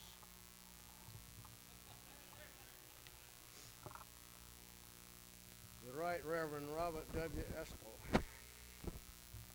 During his period as diocesan bishop of North Carolina, I was the chancellor of the diocese and consequently had many dealings with that delightful gentleman of talent, charm, and a wonderful sense of humor. Once he told me about having to participate in a ceremonial planting in honor of the presiding bishop, and now I am quoting Bishop Eskel, of what you might call, meaning me, you might call a damn tree. When I suggested that perhaps he was telling me to clean up my language, he said, no, I kind of like it. Having attended one himself, he well knew that perhaps unfortunately a church prep school is a great place to learn how to cuss. One of my problems now is I can't see this damn thing. When Bob Estel was a prep school student at EHS, I understand that he usually managed at services to sit in the rear pew, where during the homily he entertained himself by reading the current sports page, holding the newspaper between his legs below his knees. Quite a trick in and of itself, hopefully out of sight of either the preacher or the chapel monitor. I was on the nominating committee that nominated him and 4 others for the Bishop of North Carolina, coadjutor Bishop of North Carolina. And Bob, referred to their coming to my house. There's a little more than that to it. The day they came to my house, and Margie and I entertained all of the nominees for lunch. When Mr. Estel walked into our house, our Springer Spaniel named Angel ran up to him, wagged her tail, and remained with him the entire time he was in the house, including lying under the dining room table at his feet during lunch. When they left our house, Marjorie said to me, I know who I'm for. I'm for that Mr. Estel. Well, he was elected on the 2nd ballot. I guess the Lord really does work in mysterious ways. But now this is what he didn't tell. The Estels also had a Springer Spaniel named Muzzy. And the first time I ever was at their house, Muzzy met me at the front door, growled at me, and tried to bite me.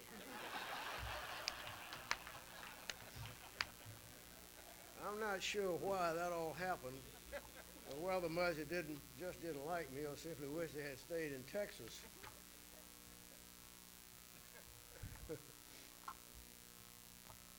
At any rate, it was a great pleasure to work for and with him until his own retirement in 1994, is that right? He is such a warm and attractive person that it is hard to get mad at him even when you disagree with him and know he's wrong and you're right. I only wish he would get rid of that mitre. You know what a mitre is that stupid looking hat that bishops wear? It is as strange to my own low church brand of churchmanship as genuflecting skills that he bragged about having when he came to the... Well, that's enough of that. I want to deal with Sam Leaguer. That story about Wrightsville Beach and the girls is pretty accurate, though. No, I remember it because I obviously was much more charming than he was that weekend.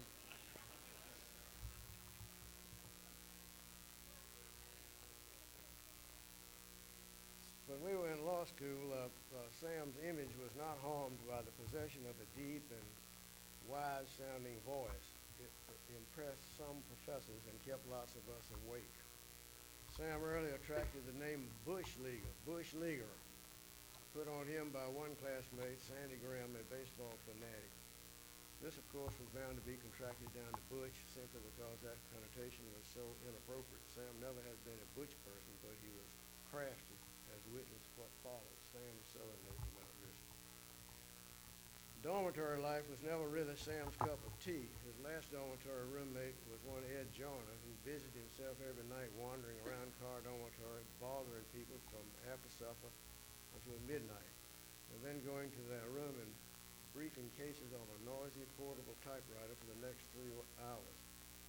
Sam, early demonstrating the crafty reputation that he later acquired, solved this problem by going out and finding himself a room at the home of a widow lady who had a very good-looking daughter.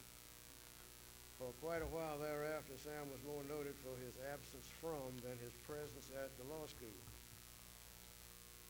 This produced a good deal of speculation, not all of which did Sam discourage. But since his grades did not seem to diminish, I have an idea of those speculations substantially without substance, and that he may have been merely attempting to pose as a lecher that he wasn't. Sam is a hard and meticulous worker. He dots every I and crosses every T and expects every document to turn out just right. He also has a tendency towards parsimony, which sometimes has its humorous aspects. Once on the last working day before Christmas, when all the firm went downstairs to a Christmas liquor party at Bailey, Dixon, and Wooten, Sam had Ann Hooper, she's here somewhere, had Ann Hooper remain at her desk in the very late afternoon cutting up scrap paper into exactly sized rectangular note paper for his use. One of Sam's legal adversaries, who was trying to make a living for himself by misappropriating guardianship funds of his ward, upon having these efforts scotched by Sam's talented and vigilant assistants, was reported to have described Sam as a crafty legal genius, and I suppose he is. But at the same time, he is the only lawyer I ever knew whose client, the owner of an unoccupied parked car, was held liable in damages to the driver of a moving car that ran into it.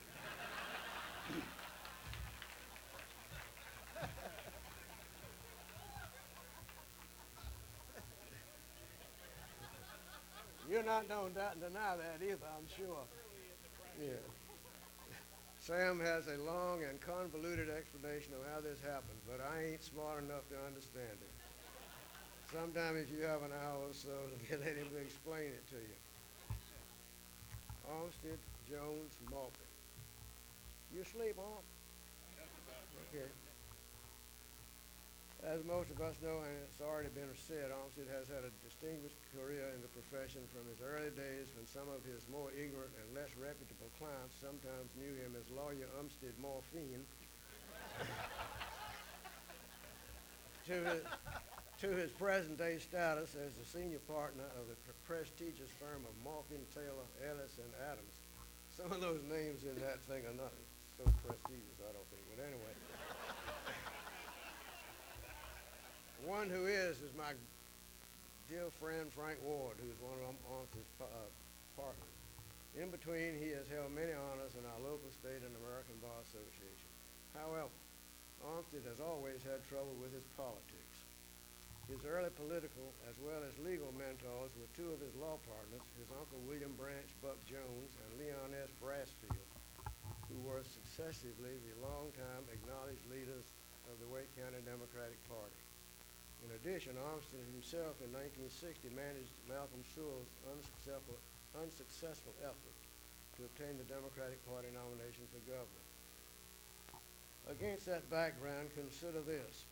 In a heated political argument at lunch one day, Armstead was goaded into admitting to a number of young lawyer witnesses that charged that he was really a Republican. That's exactly what I am, were his exact words. It so happened that at lunch the next day, Mr. Brassfield put in a very infrequent appearance to eat with us youngsters and opined to us that we should all be at Riceville Beach helping get Vaughn Windman elected president of the Young Democrats. I responded, yes, all of us but Armstead, but not him, because only yesterday he admitted to us that he was a Republican. I'll be damned if I ever said that, said Armstead. Well, as most of us know, his spontaneous confession has turned out to have been a lot more accurate than his subsequent denial. But so what? As a yellow dog Democrat myself, I still have a lot of good Republican friends, at least I think I do. And one of them in particular is my kinsman Armstead Malcolm. Despite the bombast that he tries to perpetuate as a sort of trademark, Armstead has a warm and tender side to him. My father and he were good friends, both being very interested as active members of the Society of the Cincinnati, and were each having been president of the North Carolina Society. Armstead also at one time was president general of the Overall Society. The North Carolina Society meets a couple of times a year, and at least one of its meetings used always to be in Raleigh. During the time of my father's declining health, Armstead always took him to the Raleigh meetings and saw to it that he had a good time and did not get isolated because of his extreme deafness, even though such attention cut down on Armstead's opportunity fully to enjoy himself. I guess I may advisedly use that word fully in describing Armstead's particular brand of enjoyment. Thank you, Armstead, and I mean this, for your thoughtful attitude to my father, attendance to my father, and for being my friend as well. Frank Ward. What can I say about my delightful young friend, Frank Ward, one of Armstead's partners?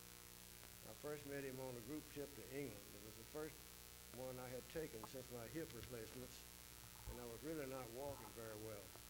Frank always fell behind the group to keep me company, and at least with apparent pleasure to listen to me and all my stories. We have been close friends ever since, and he still listens to me, and even though he now knows most of my stories by heart, he never lets on. A real plus for this friendship is Frank's lovely and talented wife, Kay Gibbons. She also laughs with and probably at me, and has even created in one of her novels a big character named Cheshire. Now, I want to say that I really appreciate all the things that Joe said about me. They were somewhat exaggerated, but I'm glad that as many times as he's been mad at me that he thinks I was a good father. I think I was.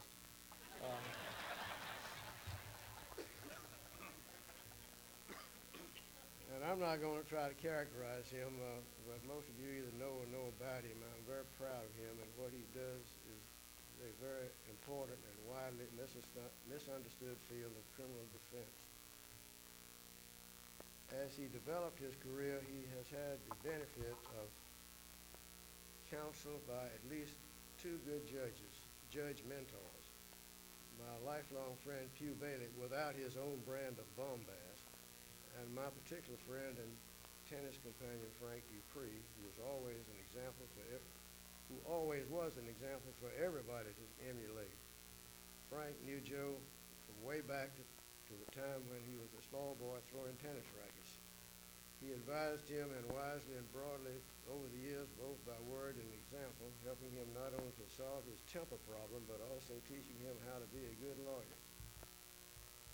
Starting with Joe's own interest, talent, and his discernment of what is right and the courage to follow it, with the help of those two judges, I believe my best contribution to the profession is Joe.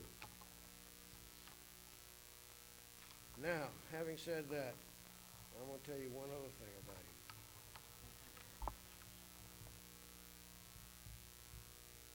When he was a teenager, at a time when the country club had only 4 tennis courts with a rule that children gave way to adults. One afternoon, I arrived with my great friend and tennis champ, companion, Frank Dupree, to play, and found the courts all occupied by adults except one being used by Joe and young George Pascal. They were mainly clowning around. This is the way your father hits a backhand, ha ha. This is the way Dr. Daniel serves, ha ha. This is the way Judge Dupree runs around the court, ha ha. We waited for about 10 minutes for them to relinquish the court, and finally I had to run them off. Joe got mad and went home. When I arrived home, I told him that he knew the rules and he should not have put me in the position of having to run him and George off. His response was, "I want to tell you what George said about you. George said, I used to think your daddy was a nice fella." At that point, Joe's opinion of me obviously was the same as George's. Years later, George performed some minor surgery on me, and I told him that I had chosen him because I knew he was young, smart, a good surgeon, and would do a good job.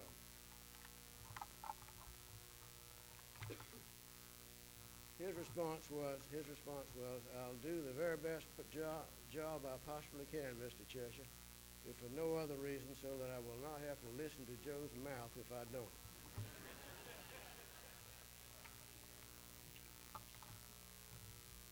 Shall I quit? You think I should quit? Okay. Thank you all. I got a lot more to say, but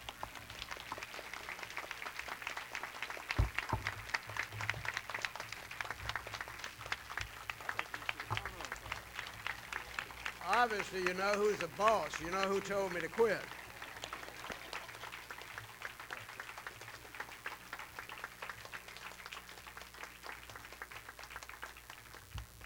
All right, President Long, we'll turn it over to you.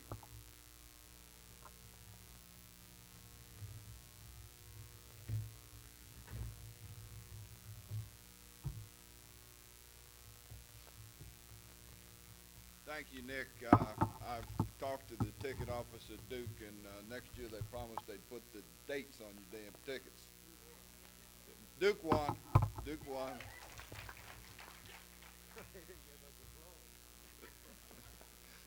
My friends, they didn't get much applause.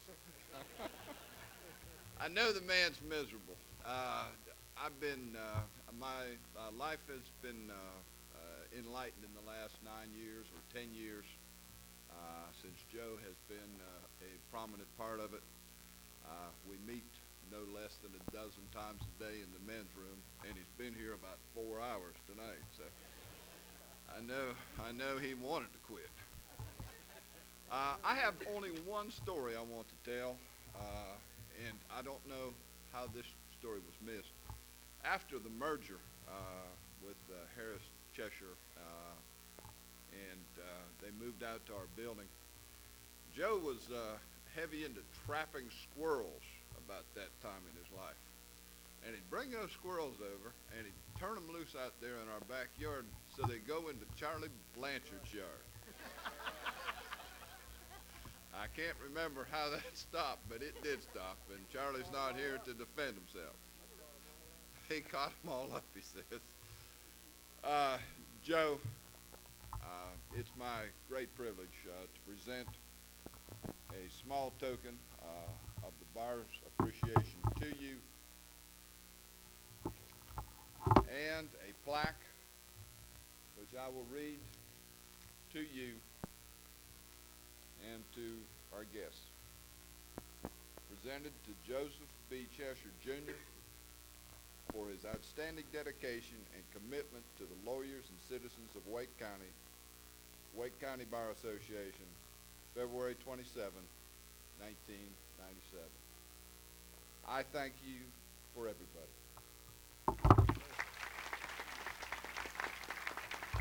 have about 5 more minutes. You want to quit? Oh, no, I won't do it. All right, folks, we're gonna adjourn. I can tell you that Joe's got 2 or 3 more stories he'd like to tell, and there's probably some others who wouldn't mind taking the muzzle off and telling you a few too. But I think we'll call it an evening. We thank you so much for being here. We thank you for both the scholarship and for your commitment and appreciation for Joe Cheshire. And this meeting is adjourned. Thank you.